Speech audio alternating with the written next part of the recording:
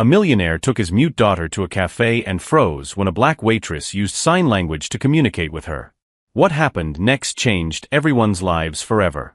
"You can't be serious," Victoria Ashford snorted, pushing her coffee cup so hard that the liquid spilled onto the marble table. "That disabled waitress is making strange gestures at my daughter like she's some kind of circus act." Café Bella Vista, located in the financial heart of Manhattan, was known for catering exclusively to the city's elite. On that Tuesday afternoon, the tension in the air was almost palpable as all eyes turned to the central table. Keisha Johnson, 26, stood motionless for a moment, her hands still suspended in the air after communicating in sign language with Victoria's 8-year-old daughter, Emma. The girl hadn't spoken since an accident she had witnessed 2 years earlier, and for the first time in months, she had smiled genuinely. "Ma'am, Keisha began to explain, but was immediately interrupted. "I don't care about your excuses," Victoria growled, standing up abruptly. "Where is the manager? I want this person removed immediately. How dare you hire someone like this to serve decent people?" Thomas Ashford, sitting next to his wife, sighed heavily. The 43-year-old man, CEO of one of the largest investment firms in the country, watched the scene with a mixture of embarrassment and resignation. His daughter Emma, who had spent the last 2 years in total silence, now looked at Keisha with bright eyes, trying to timidly imitate the signs she had just learned. "Victoria, maybe we should," Thomas tried to intervene, but he knew his wife's explosive temper all too well. "Don't give me that condescension, Thomas."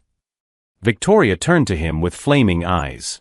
"Our daughter needs proper therapy, not clowning around with a waitress who can barely speak properly." Keisha kept her head up, her fingers discreetly clenching the small digital recorder hidden in her apron pocket. During her 5 years working at that establishment, she had witnessed and documented countless similar situations. What those people didn't know was that behind that simple deaf waitress was a brilliant mind and a plan that was being carefully constructed. "Mom, she's nice," Emma whispered for the first time in 2 years, her voice hoarse from so much silence. The entire cafe was in shock. Thomas dropped the napkin he was holding. Victoria froze completely. But Keisha just smiled calmly, as if she had just witnessed the first move of a chess game she had planned several moves ahead. Her eyes briefly met Emma's, and a silent understanding passed between them.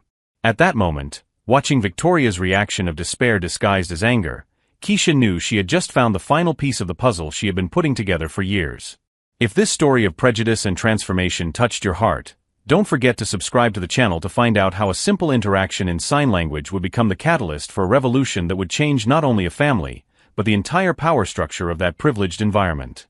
The silence that followed Emma's first words in 2 years lasted only a few seconds before Victoria exploded in an even more intense rage. "This is unacceptable," she shouted, slamming her palm on the table so hard that the porcelain cups clattered. This person is manipulating my daughter with cheap tricks. Thomas, are you just going to stand there while our daughter is influenced by someone like that?" The other customers at Café Bella Vista watched the scene with a mixture of curiosity and discomfort. Some whispered among themselves, others filmed discreetly with their cell phones. The establishment, frequented by Manhattan's elite, rarely witnessed such a loss of public composure. Keisha remained calm, her eyes alternating between Victoria and Emma, who was now hiding behind her father's chair.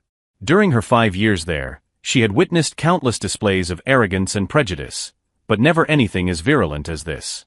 Mrs. Ashford, Michael, the cafe manager, tried, approaching the table with cautious steps. "Perhaps we can resolve this more discreetly?" "Discreetly." Victoria turned on him like a snake ready to strike. "You want me to be discreet when a disabled employee is experimenting on my daughter? Where is the owner? I want this person fired immediately." Thomas watched everything with an expression of deep embarrassment. As the CEO of a company that preached diversity and inclusion in its annual reports, he knew exactly how damaging this scene could be to his reputation if it leaked to the media. But he also knew Victoria's explosive temper when she was upset. "My wife is concerned about our daughter," he muttered, trying to defuse the situation. Keisha maintained her professional demeanor, but her fingers tapped the recorder in her pocket again. This wasn't just another episode of casual discrimination. It was a public display of how these people really thought when they felt superior and untouchable. What Victoria didn't know was that Keisha had grown up in an environment where every word had to be measured, every gesture calculated for survival. The daughter of a single mother who worked 3 jobs to support them, she had learned early on that the world would not be kind to a deaf black girl from Brooklyn. During her teenage years, when other kids were having fun, Keisha was at the public library studying advanced lip reading and sign language. By 16, she had mastered 4 different sign languages and had developed an almost supernatural ability to read facial expressions and body language. "Keisha," Michael said nervously, "maybe you should." "No," Emma whispered again, louder this time, stepping out from behind her father's chair. "She didn't do anything wrong. She just helped me." Victoria froze. Thomas's eyes widened.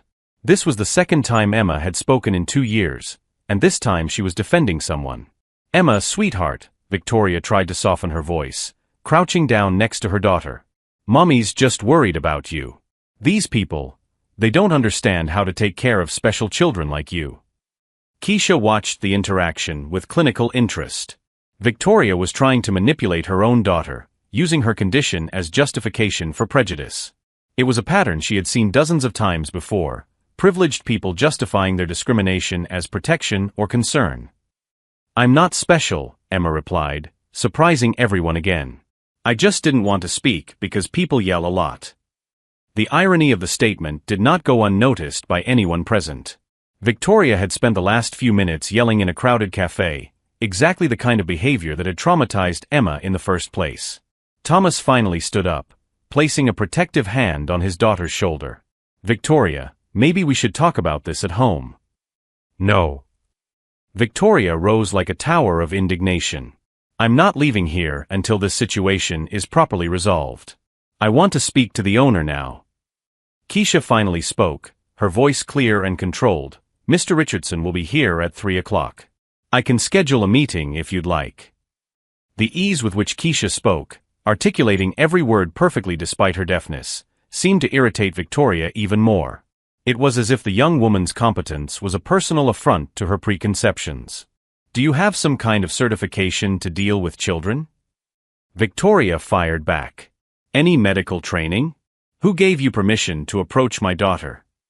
"Mommy, stop," Emma pleaded, her fragile little voice carrying surprising authority. "You're being mean." The entire cafe was now completely silent.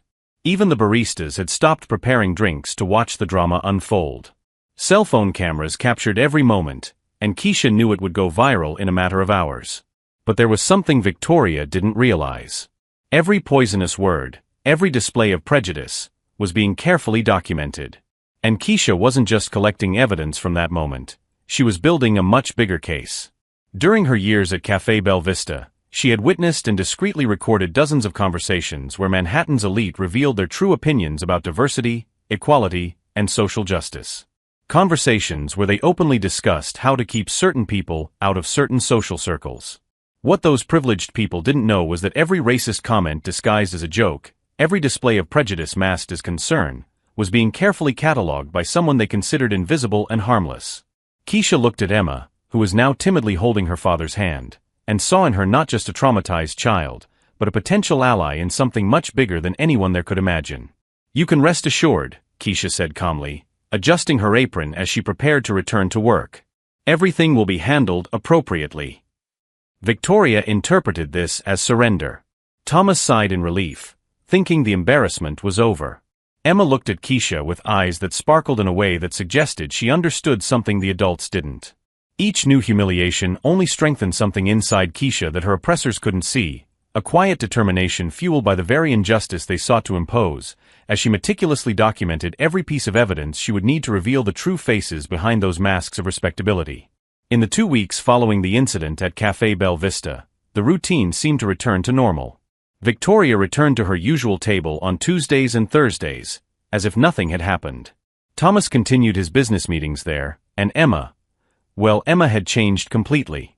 The girl now arrived at the cafe with a small notebook where she practiced signs she had learned from Keisha. She smiled openly, asked questions, and for the first time in 2 years, she seemed genuinely happy. Her transformation was so evident that other customers began to comment on the miraculous recovery of the Ashford daughter. Keisha watched it all with clinical interest as she waited tables and cleaned counters. During her breaks, she didn't rest like the other employees. Instead, she went down to the basement of the cafe, where she had transformed a small abandoned storage room into something none of her colleagues suspected existed. Meticulously organized files covered an entire wall. Each folder contained recordings, photographs, transcripts of conversations, and documents she had collected over 5 years. Not just from Café Bella Vista, but from charity events, city council meetings, and social gatherings of Manhattan's elite where she had worked as a temporary waitress. Project Awakening was written in small letters on a central folder. Inside were detailed profiles of 43 influential people, including Victoria and Thomas Ashford. Each profile documented patterns of discrimination, prejudiced comments, and evidence of exclusionary practices disguised as company policy or legitimate concerns. Victoria had no idea that her phone conversation the previous week, in which she had instructed Emma's private school headmistress to keep an eye on the inappropriate influences her daughter might be receiving, had been recorded by Keisha, who had learned to lip-read so well that she could hear phone conversations by watching only one side of the call. "We need to make sure Emma understands the difference between temporary charity and relationships appropriate for her social class," Victoria had said, unaware that every word was being documented. It was during one of these documentation sessions that Keisha received an unexpected visitor. Dr. Marcus Williams, a civil rights attorney, descended the stairs of the storage room with cautious steps. "Impressive," he said, examining the wall of evidence. "In my 20-year career, I've never seen such systematic documentation of institutional discrimination." Dr. Williams was no stranger to Keisha. They had met 3 years earlier when she had testified against a restaurant that discriminated against deaf customers. At the time, he had been impressed not only by her courage, but by her ability to meticulously document every aspect of the discrimination she had experienced. "The Ashford case could be our golden opportunity," he continued, leafing through the latest evidence. Victoria made the mistake of verbalizing her discriminatory views in a public space, in front of witnesses, and with her own daughter present. That completely changes the legal dynamic. Keisha showed him the detailed plan she had developed. It wasn't just about exposing the Ashford family's individual discrimination. It was something much bigger, a lawsuit that would set precedents for combating discrimination based on ability and race at elite institutions. Disability rights legislation has huge loopholes when it comes to subtle discrimination, Dr. Williams explained. But if we can prove a systematic pattern of exclusionary behavior, we can not only win substantial damages, but force structural changes in how these spaces operate. The plan was bold. Using Emma as an example of a child who had benefited from inclusion and adapted communication, they could demonstrate how Victoria's resistance to sign language was based on prejudice, not genuine maternal protection. "Emma is our key piece," Keisha said, showing discrete videos she had recorded of the girls' interactions at the café. "She blossomed when exposed to diversity." Victoria tried to deprive her own daughter of communication tools based on her personal prejudices. But there was more. During her research on the Ashford family, Keisha had discovered that Thomas was an advisor to a children's foundation that received federal funding for inclusion programs. The irony was delicious. He profited publicly from promoting diversity while allowing his wife to openly discriminate against people with disabilities. "If we can prove that he was aware of Victoria's discriminatory behavior and did nothing to correct it, we can question the entire integrity of the foundation," Dr. Williams explained, visibly excited. "That could result in federal investigations and loss of funding." As they planned, Emma appeared at the warehouse entrance.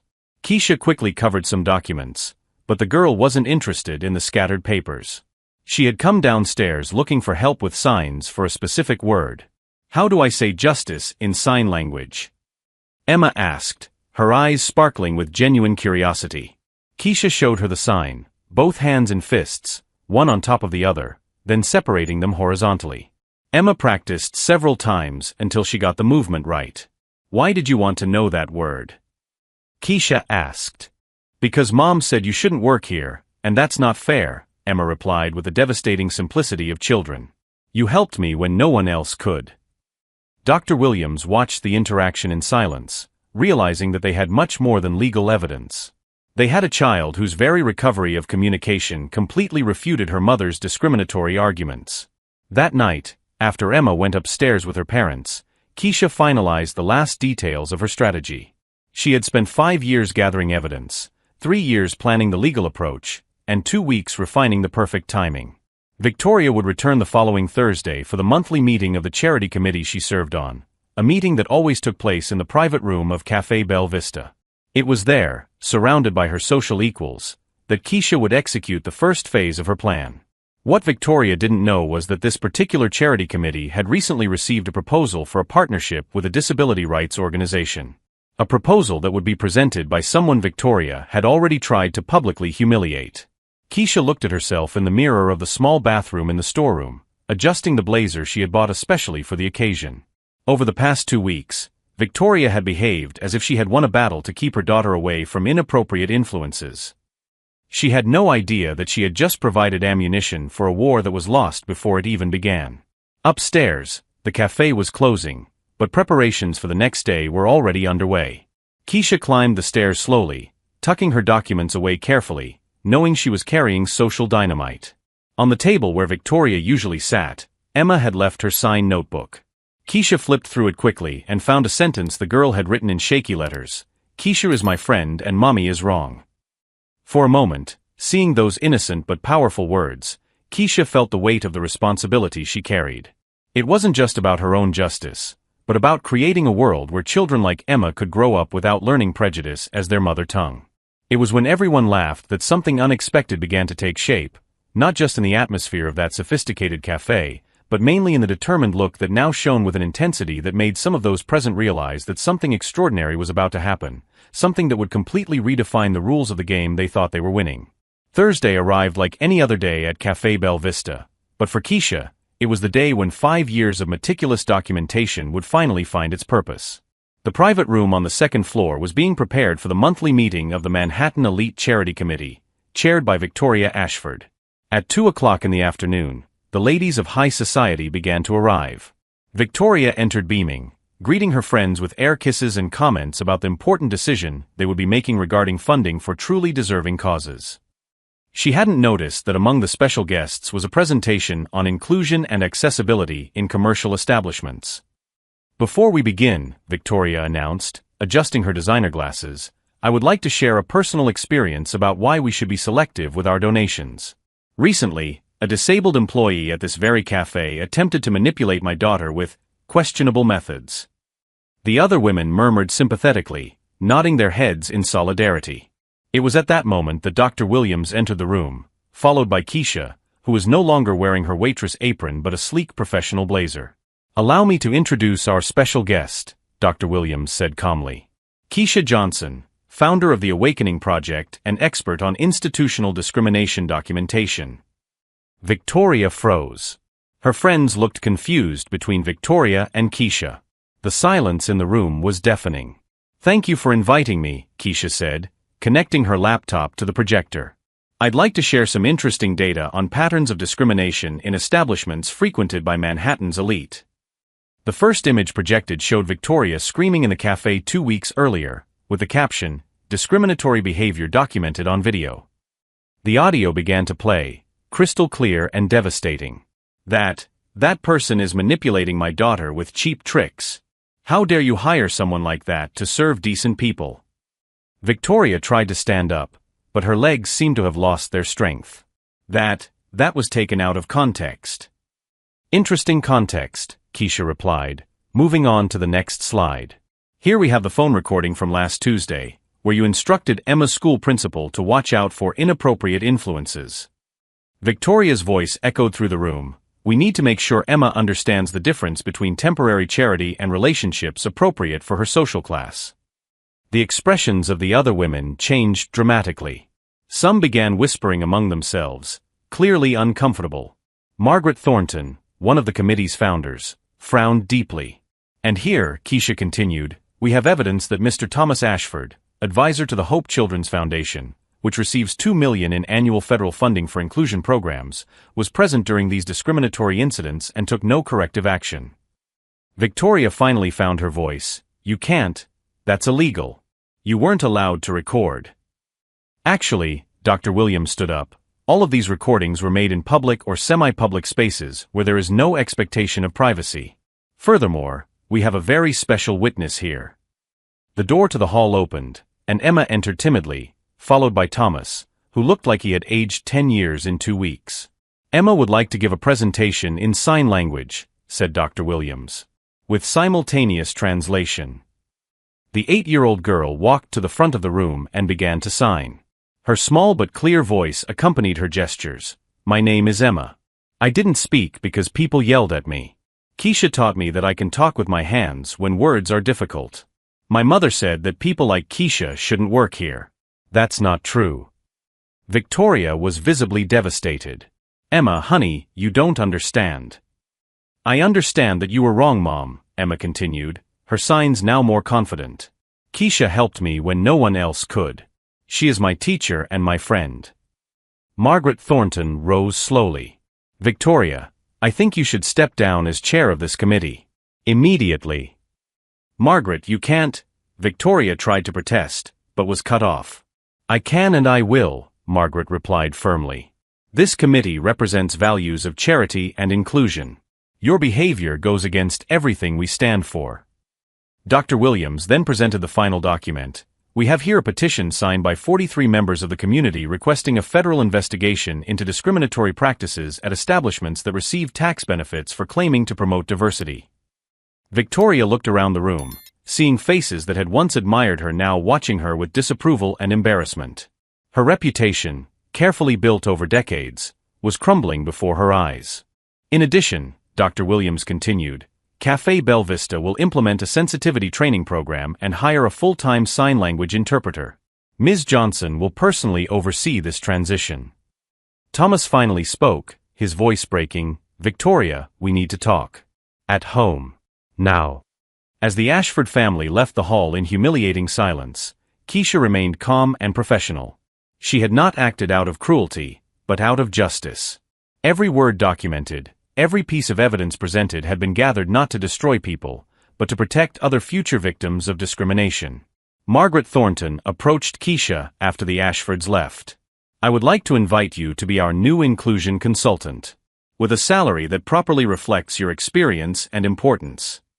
Emma ran to Keisha and hugged her tightly, signaling thank you repeatedly. At that moment, watching the girl smile fearlessly and seeing the other women on the committee applauding respectfully, Keisha knew that she had not only won a battle, but planted seeds for much greater changes that were just beginning to blossom. 6 months later, the transformation at Café Bella Vista was complete and impressive. The establishment had become a national benchmark for inclusion, attracting not only the traditional elite but a diverse clientele that valued authenticity and respect above social status.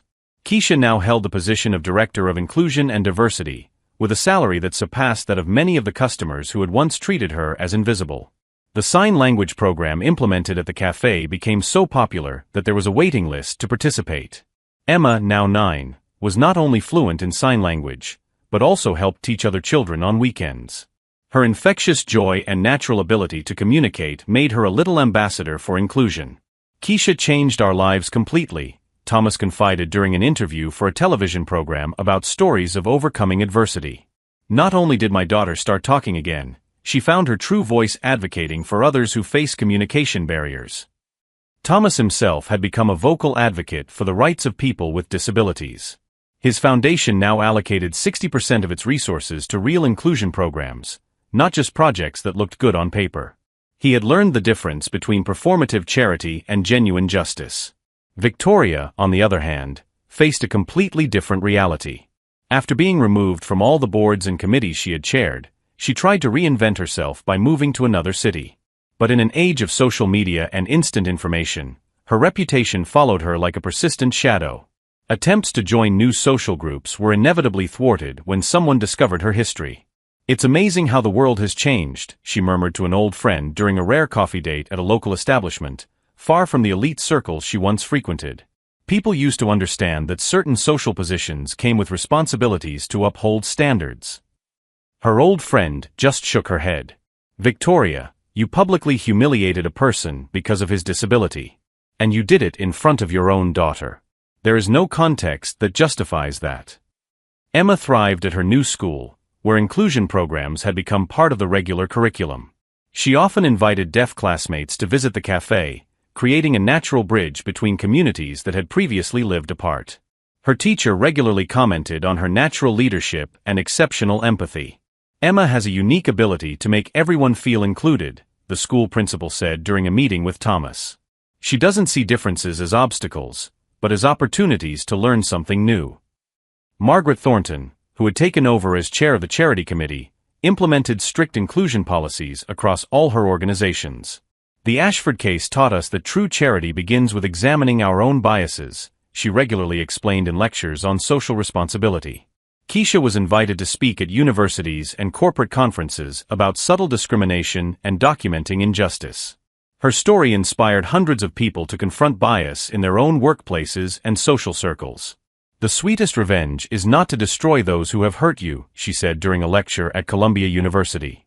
"It is to build something so beautiful and powerful that their opinion of you becomes irrelevant." Dr. Williams expanded his practice and now specialized exclusively in cases of systematically documented discrimination. The evidence-gathering method Keisha developed became the legal standard for similar cases across the country. One Sunday afternoon, Emma was at the cafe practicing sign language with a group of children when she approached Keisha with a serious question. "Keisha, can my mom still learn to be better?" she asked, her eyes wide with hope and surprising wisdom for her age. Keisha knelt down beside her, considering her answer carefully. "People can change when they really want to, Emma. But real change comes from within, not from outside." At that moment, watching Emma sign "I love you" to each child in the group before they left, Keisha realized that she had planted seeds much bigger than a simple legal victory. She had helped raise a generation that would grow up valuing differences instead of fearing them. As the sun set over Manhattan, casting a golden light through the windows of Café Belle Vista, diverse families shared tables where once only the elite felt welcome. Conversations flowed in multiple languages, including sign language, creating a visual symphony of human communication. Victoria tried to destroy Keisha based on prejudices about disability and social class, but she ended up destroying only her own credibility. Keisha learned that true revenge is not getting even for the harm you've suffered, it's achieving success and creating positive change that your enemies could never imagine. The most powerful lesson didn't come from Victoria's downfall, but from the rise of an entire community that discovered that genuine inclusion doesn't diminish anyone, it elevates everyone. Have you ever witnessed transformations like this? Have you seen how a determined person can change not only their own life, but an entire community? Leave your experience in the comments and subscribe to the channel for more stories that prove that justice and kindness always win when combined with intelligence and perseverance.